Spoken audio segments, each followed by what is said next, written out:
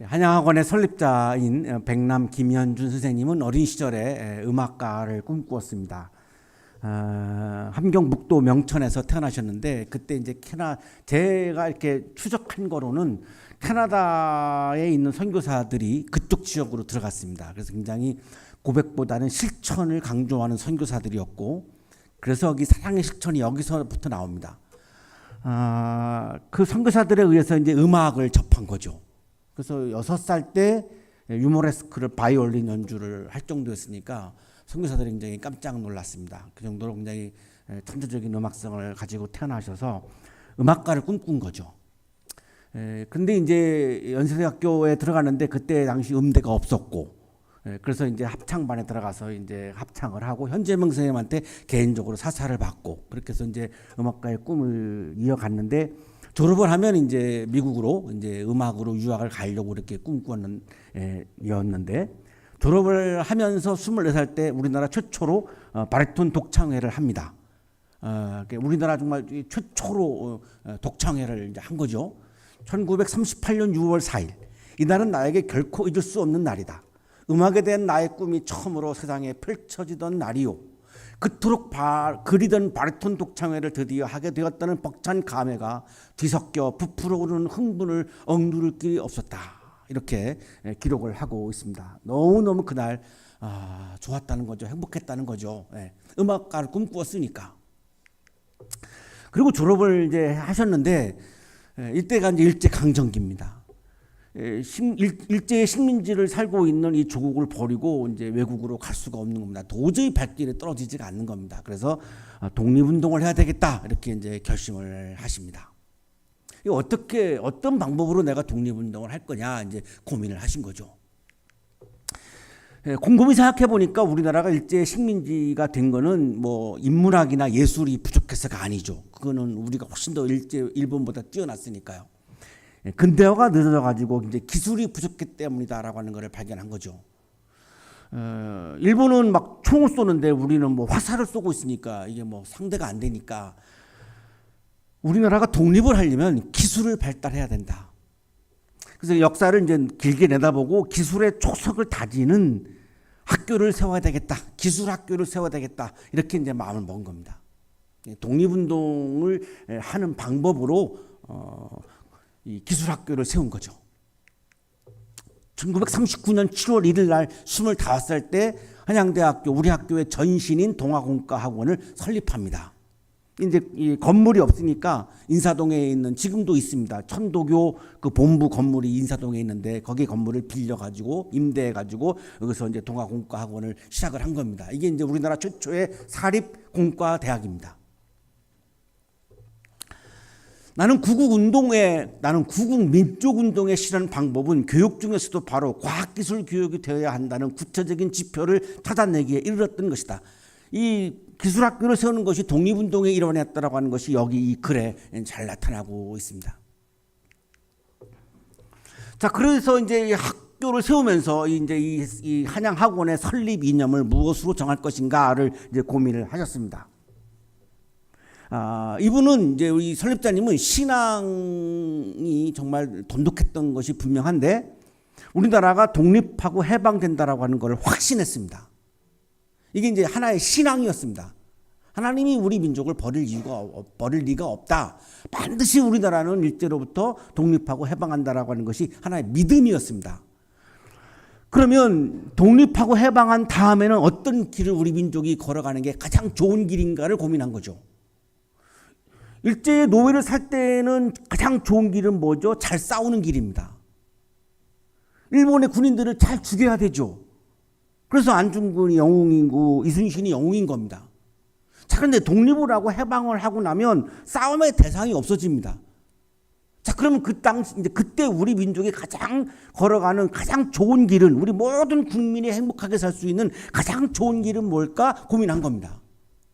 굉장히 그 안목이 넓다고 할까요? 이렇게 굉장히 길게 내다보는 안목이 있으셨어요. 이때 떠오른 게 이제 사랑의 실천입니다. 물론 이게 선교사들의 영향이 굉장히 강한 겁니다. 선교사들이 굉장히 이걸 강조했으니까요. 사실 학교를 세우면서 학교에서 중요한 거는 지식과 기술이죠. 근데 지식과 기술을 중요시하는 이 한양학원의 설립 이념을 사랑의 실천이다. 굉장히 의외이고 뜨악하다 그러나요? 뭐라고 표현하나요? 이 사람들이 볼 때는 좀 이게 납득이 잘 가지 않습니다. 왜 학교의 설립 이념이 사랑의 실천이야? 굉장히 이해하기 어려운 부분인데 굉장히 어릴 때부터 선교사들로부터 가르침을 받은 그게 굉장히 축적돼 가지고 이게 나온 겁니다. 사랑의 실천은 강자가 약자를 수탈하고 빼앗는 지배와 피지배의 역사를 종식시킬 수 있는 범세계적이고 범인류적인 것이다. 이 말은 하나님 나라를 말하고 있는 겁니다. 사랑의 실천은 강자가 약자를 수탈하고 빼앗는 지배와 피지배의 역사를 종식시킬 수 있는 우리가 지금 경험하고 있는데 이건 하나님의 나라가 아니고 일제의 나라인데 모든 세계인들이 사람답게 인간답게 행복하게 살 수 있는 나라가 하나님의 나라인데 그러면 거기에는 지배와 피지배가 없어야 한다. 그러면 그게 어떻게 가능하냐? 사랑의 실천으로 가능한 거다. 이렇게 본 거죠. 그냥 지나가는 말로 사랑의 실천을 말씀하신 게 아니고 굉장히 신앙적으로 내공이 깊은 데에서 나온 이 슬로건입니다. 사랑의 실천이라고 하는 이 슬로건이. 하나님의 나라를 이룰 수 있는 길은 사랑의 실천이다 이렇게 본 거죠. 그러면 한양대학에서 배출되는 학생들은 굉장히 지식이 뛰어나다라고 하는 걸 예상을 하셨어요. 본인이. 최초의 사립공과대학이니까. 사랑이 없는 지식을 가지고 있는 학생들은 세상을 망가뜨릴 것이다. 이기적으로. 지식이 뛰어나면 뛰어날수록 사랑이 있어야 된다라고 하는 것을 굉장히 강하게 생각을 하신 겁니다. 그래서 하나님의 나라를 이루어가는 한양인들을 상상을 하신 거죠. 거기서 사랑의 실천을 이렇게 강조하신 겁니다. 자, 오늘 성서 본문에서도 바울은 가장 좋은 길은 사랑의 길이라고 말씀합니다. 같습니다. 가장 좋은 길은 믿음의 길이 아니고 가장 좋은 길은 신앙의 길이 아니고 가장 좋은 길은 사랑의 길이라고 말씀합니다. 우리가 약간 오해하고 있는 부분이 여기에 있습니다. 오늘 본문이 나오고 있는 곳은 이제 고린도라고 하는 도시를 배경으로 하고 있는데 고린도라고 하는 도시는 지도에서 보시면 이 그리스 본토하고 필로폰네소스 이 반도 사이에 이제 위치하고 있죠. 고린도 운하가 있죠. 이렇게 유명하죠. 약 한 50만 명이 살고 있는 그 당시에 굉장히 세계적으로 큰 도시입니다. 두 개의 바다가 이어지고 있는데 왼쪽으로 보시면 지중해가 있죠. 여기로 통해서 이제 로마로 가고요. 오른쪽에는 에게해가 있습니다. 에게해를 통해서 이제 아시아로 가죠. 해상 무역 중심지입니다. 굉장히 번화한 도시입니다. 여기에는 고린도에는 비너스 신전이 있었고 이 비너스 신전 안에는 여사제가 1000명이 넘었습니다. 이 로마 사람들이 이 고린도 사람들이 이제 와가지고 이제 그 이방 종교죠. 이방 종교 예배를 드리는 의식이 내용이 뭐냐면 여사제와 성관계를 맺는 게 이게 예배 행위입니다. 그래서 여사제가 1000명이 넘는 겁니다. 오늘날로 말하면 사실은 공창 같은 건데 그 당시 이거를 종교적인 의례로 이렇게 행했습니다. 그러니까 성적으로 굉장히 문란했던 그런 도시인 거죠. 바울이 선교 2차, 3차 여행을 하게 되는데 2차 때 여기를 여행하다가 이제 고린도 교회를 세웁니다. 지금 보시는 사진이 이제 고린도 그 교회를 기념하는 오늘날의 이제 고린도 교회입니다. 옛날에 이제 고린도 교회는 다 무너지고 없었으니까 이제 바울이 세운 고린도 교회를 기념하기 위해서 세워져 있는 고린도 교회를 우리가 사진으로 볼 수가 있는데 여기에 이제 그리스 사람들이 이제 이 예배당에 오겠죠. 근데 그리스 사람들은 우리가 잘 알고 있지만 어마어마한 지혜 사상을 가지고 있습니다. 철학하면은 뭐 세계에서 최고입니다. 플라톤, 아르토텔레스, 소크라테스 이거 다 그리스입니다. 자기들 나름대로 어마어마한 지혜를 가지고 있다는 자부심이 있습니다. 제가 아테네에 갔다가 이제 저녁을 먹고 이렇게 거리에 나갔더니 광장에 사람들이 이렇게 모여 있어요. 뭐 하는가 봤더니 토론하는 겁니다. 이게 그냥 생활화돼 있어요. 다 각기 자기의 지혜를 갖고 있기 때문에 자기 지혜를 막 설파하는 거예요, 사람들한테. 그게 그냥 행복한 거예요, 사람들은. 그러니까 교회에 와서도 자기 지혜를 내세우고 싶은 거죠. 당연한 거. 이게 그냥 평생 그렇게 살아왔으니까 교회에 와서도 자기 지혜가 있으니까 이거를 내세우고 싶고 강조하고 싶고 전달하고 싶은 거죠. 그러니까 이게 충돌할 수밖에 없는 거죠. 자기 지혜니까. 예수님의 말씀은 하나지만 자기의 지혜는 각자가 다 다르거든요. 그러니까 교회 와서 자기 지혜를 말하니까 이게 파가 생깁니다. 그래서 이제 4개의 파가 생기죠. 여러분 잘 알고 있을 텐데요. 4개의 고린도가 이제 4개의 파로, 고린도 교회가 4개의 파로 뭐 바울파, 아볼로파, 뭐 게바파 이렇게 막 나눠지죠. 그리스도파. 이게 다 자기 지혜를 강조하면서 벌어진 일이죠. 이거를 은사가 많다 이렇게 표현합니다. 은사가 많다. 이 은사는 이제 그리스어 카리스마를 옮긴 말입니다. 우리나라에서 카리스마가 있다 그러면 이제 이렇게 리더십이 강하다 이렇게 이제 통용되고 있지만 사실은 카리스마라고 하는 그리스어는 은사. 다시 말하면 영어 성경에서는 기프트. 우리 이창원 교수님도 오늘 기프트로 번역을 하셨는데 선물, 내가 받은 선물. 이거를 말하는 거죠. 은사는. 여러분이 지금 받은 은사는 뭐죠? 공부 잘하는 은사 있죠. 여기는 또 노래 잘하는 은사가 있죠. 여기는 악기 잘 연주하는 은사가 있죠. 이게 뭐냐면 선물을, 신으로부터 내가 선물을 받은 거를 말하는 겁니다. 이게 카리스마라고 하는 말의 본래의 뜻이에요. 각자 이 내가 갖고 있는 지혜는 신으로 받은 선물, 은사라고 생각하는 거예요. 그러니까 더 강력하게 주장하는 거죠. 그리고 이거를 자랑하고 싶고. 그러니까 교회가 하나가 될 수가 없는 거죠. 자꾸 분열될 수밖에 없어요. 자, 이 상황에서 바울이 고린도 교회를 향해서 주시는 말씀이 뭐냐? 내가 너희들에게 가장 좋은 길을 제시하겠다.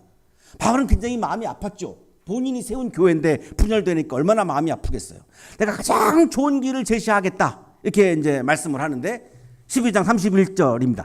그러나 여러분은 더 큰 은사를 열심히 구하십시오.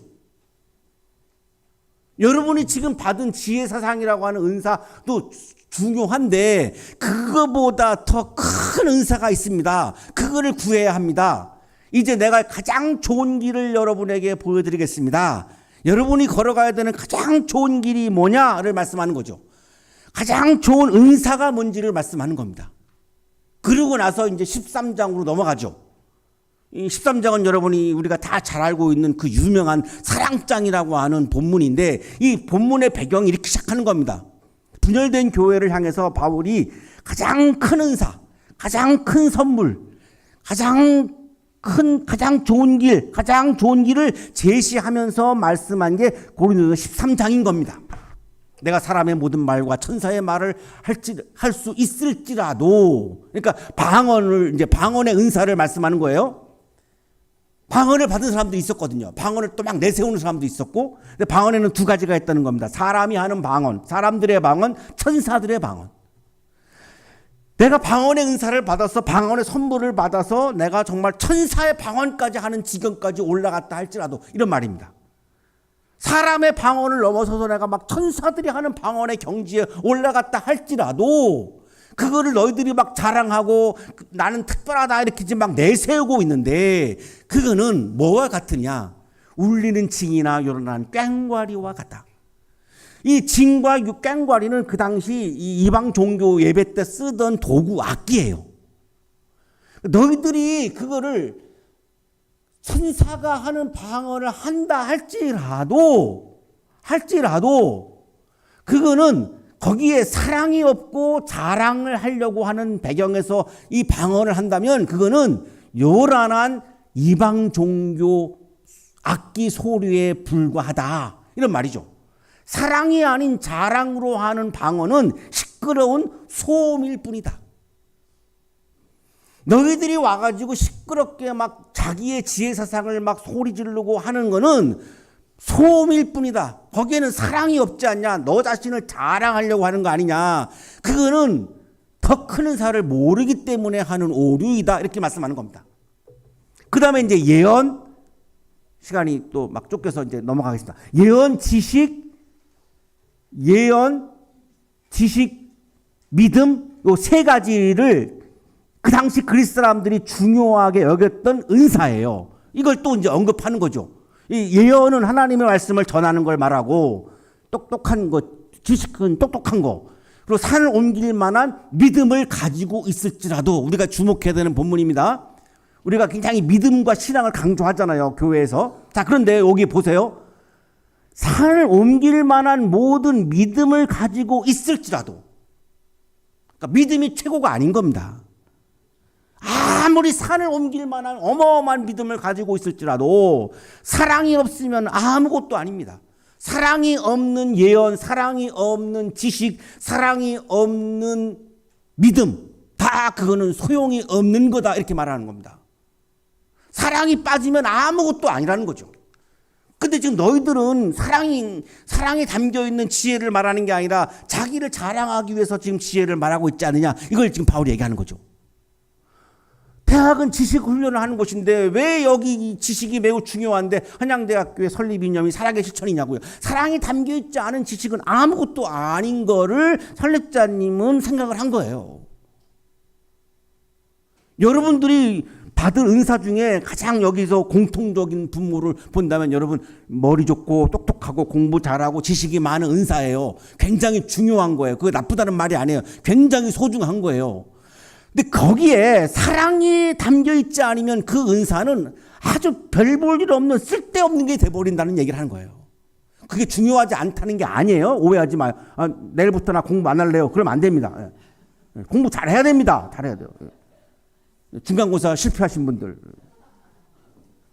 이렇게 딱 말할 때 표정 보면 내가 누군지 알아요.